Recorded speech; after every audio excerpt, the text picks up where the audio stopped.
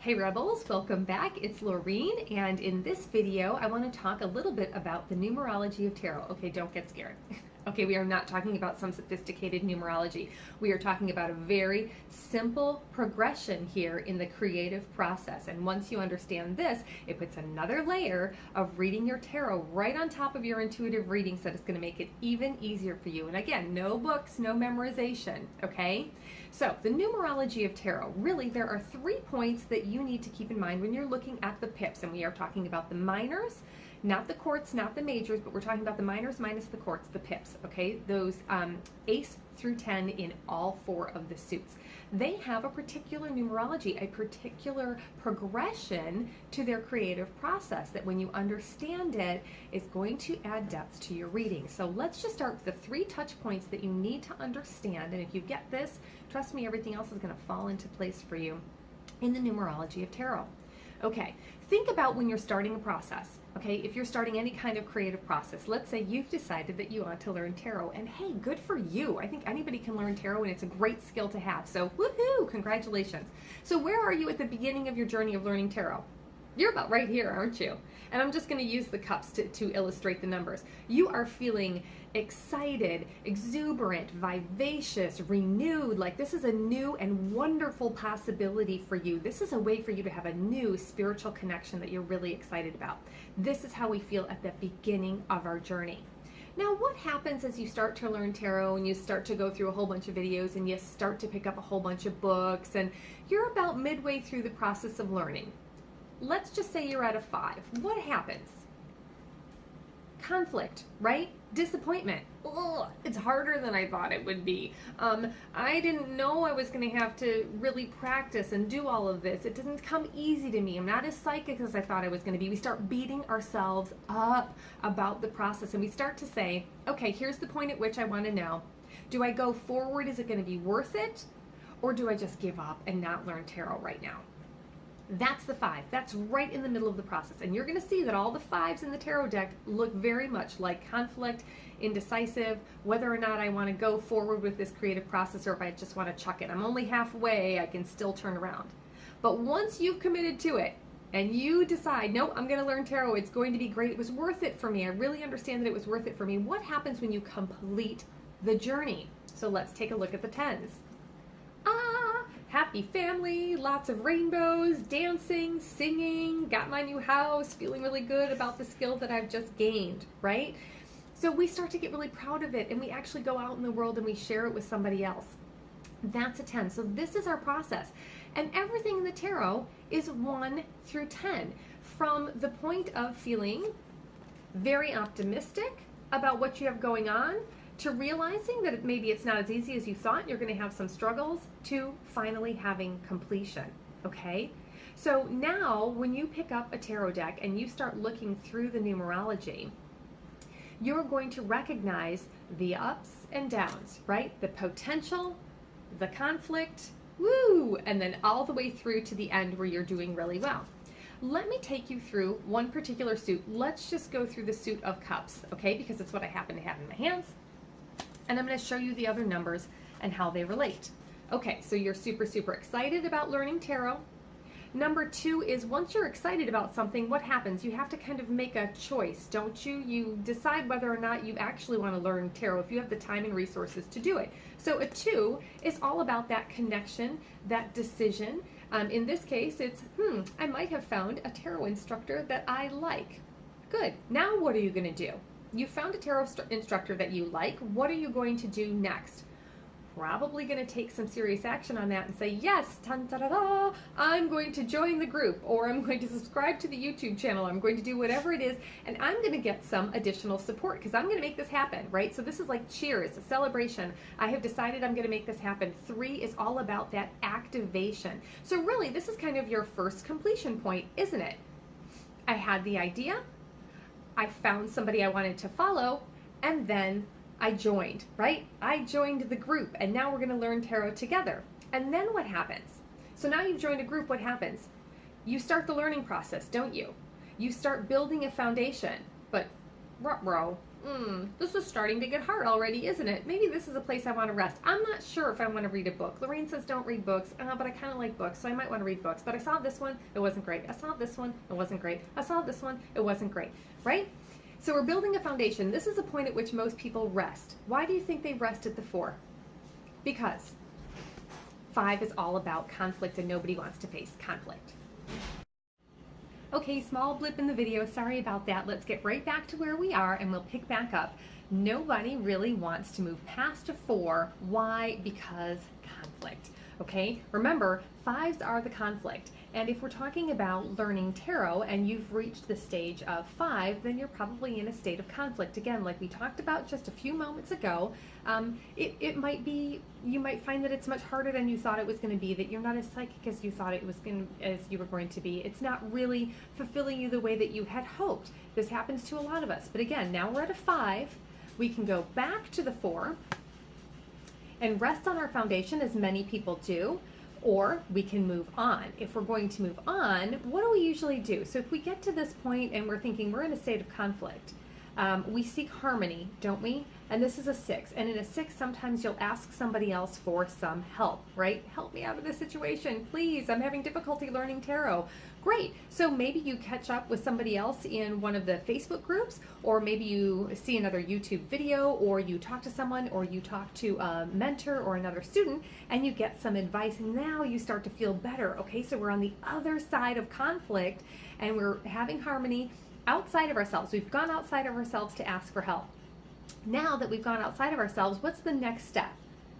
We're feeling a little bit better, aren't we? So let's reset. Let's come back to a 7. And a 7 is all about reflection. Okay, so I'm going to reflect on this process now. Why did I really want to do this in the first place?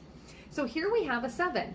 What was most important to me? Look at how he's looking at all those cups. What was most important to me about learning tarot? Was it the money, the fame, the fortune? Was it connecting with my intuition? Was it something else? And so now you reflect at a 7 and you say, this is what I really stand by. This is what's really important to me. So you have that moment of reflection. After that, then you say, okay, I am moving forward powerfully, right? That's when we have an 8. Whoops, I missed my cards there. Okay, so that's when we have an 8 and you say, okay, everything I've built so far, this is really, really good. I'm going to keep going. I'm going to keep searching for my own connection to my intuition. I'm going to keep going to learn tarot in my own way. So maybe I've gained some things from Lorraine that were really helpful, or maybe I gained them from somebody else on YouTube or another Facebook group, and these were really great, and these are going to be here when I get back, but I'm going to go and seek my own way to connect with tarot, to make it mine, so I don't feel so disappointed, so that I don't feel like it's something that doesn't connect with me. I want to do it my way, which good for you. You should absolutely do it your way. If it works for you, it works. Okay, don't let anybody else tell you otherwise. That's an 8. An 8 is that progress. It's that push. It's moving forward. Okay. Then you have a 9. What happens at 9? It's really a completion point. This is the point of completion. It's kind of like the end before the end, the penultimate, I think they call that. Okay, so here you have the 9. And at the 9, how are you looking? Pretty good, right? Feeling pretty proud of yourself. I mean, after all, you got on the other side of conflict. You asked somebody else for help. You went and you realized why it is you really want to do this. Then you went and sought your own method of doing something. Now you came back and you said, yes, I got all my ducks in a row. Yes, I do. I've got everything complete. I feel fulfilled. I feel like I've got this really going on, and I am whole in my process. So this is the point at which you might be reading for yourself, okay? And as that starts to go really well for you and you continually have this great feedback from your deck and you're making good decisions, you're getting good clarity, good advice, now what might you want to do? Because you're done, right? But what if you transformed yourself? Woohoo! What if you took it out and started reading tarot for other people? So look, this family goes out, they get a house, and it's for everybody. It's like this is our entire thing for all of us. So a 10 is transformation. Yes, you've completed your process, but now you've transformed it into something else. You're actually taking it out into the world, okay? That's a 10. Really, as long as you remember the 1, the 5, and the 10, the potential, the excitement, the idea of it, then somewhere around the middle it gets a little murky.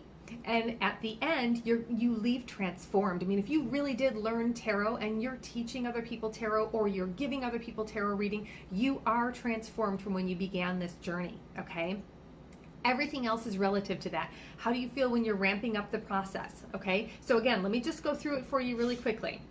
You had the idea to start tarot. You made a decision. You said, yes, I have the time and resources and I found someone I want to learn tarot from. So you took action, you activated that, you joined a group. So this is the first thing you did, was you joined a group, you joined a channel, you found a place to learn it, okay? And then you started building your foundation.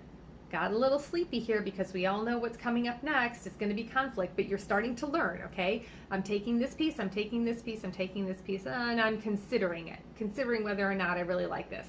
But you keep going and then you realize, hey, I'm practicing. This is hard. 5, conflict. This is much harder than I thought it was going to be. Am I going to go forward or not? This is a real big decision point. Are you going to go through the conflict to get to the other side? Yes. Harmony, number 6, okay? So I'm going on the other side, I'm seeking a better state of being, and I'm going to ask somebody else for some help. So a lot of these come from influences from the outside when we come to the 6. Then we come to the 7 where we reflect on why we really wanted to do this. What was really important to us about this creative process? And we have that identification. Then we say, okay, I'm going to go out and get that. I'm going to go out and get what's really important to me. I appreciate the way that Lorene is teaching it. That's nice, but I want to have my own twist on it, okay? That's an 8. You're powerfully moving forward, trust me. At an 8, you're not going back. You're not going to give up the practice. You're moving powerfully forward. 9, you've completed your journey. And 10, you took it out and you shared it with other people and you were completely transformed. Okay, I'll go ahead and I'll put that all written out for you in the description below here so that you have that, because it can be hard to remember. But now when you're doing readings, you're going to have a really good concept. You already know the suits if you've watched my other videos. You already know how to read a card intuitively because you're just looking at a scene and sharing it with people. But now, let's say you put out 3 cards and you got 1s and 2s. Are they at the beginning of a process or at the end of the process? Beginning. Let's say you had a bunch of 5 shows up. Now you're going to know somebody's in conflict and they're probably at a decision point. Are they going to move forward with this or are they going to leave it? Stay or go, okay? And if you have 10s or 9s and 10s, you know that they've come to the end of a phase and they're about to transform. And this is how you get that additional layer into your readings, by understanding the numerology, not the scary numerology, not the angel numbers, but the actual numerology of tarot, which is a little bit different. So just want you to think about it as a creative process. And the more you do that, the easier it's going to come to you. So now when you see 1s, doesn't matter the suit, you're going to be at a potential, a new beginning, an excited feeling. As you approach the 5, you're going to be more and more approaching conflict and uncomfortableness, and look for that harmony on the other side of that. And on the other side of 5, you're well into your process, like you've already decided you're in it to win it, right? And then you have completion and transformation. All right, that is the numerology of tarot. I want to thank you so much for being here with me today, and I look forward to seeing you in another video. All right, bye guys. Hey, thanks for staying past the end. This is my shameless plug. If you would like to learn more about tarot, no books, no memorization, just learn to read intuitively and practically in a simple, joyful, and really common sense way, why not join my interactive group mentoring workshop? You learn at your own pace, but you are never alone. I'd love for you to learn more. Just visit intrototarot.com. I hope to see you there.